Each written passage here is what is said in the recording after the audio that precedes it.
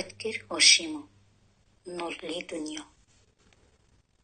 Nur borki soya bor romanida adib inson taqdiri, uning hayot va mamot o'rtasidagi oniy lahzalik davri mobaynida boshidan kechirgan tuyg'ularning yorqin bo'yoqlarida tasvir bergan.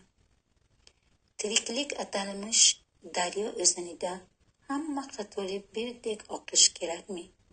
Yoki aksincha, oqimga suzib, haqiqat uchun kurashish kerakmi?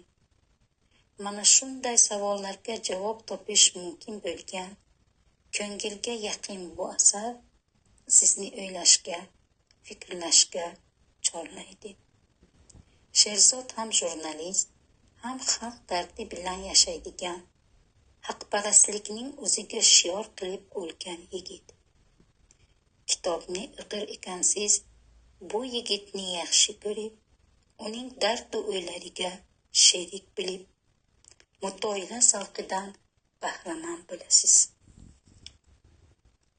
Shuningdek, ushbu to'plamda yozuvchining qalbingga quloq sol qissasi ham o'rin olgan.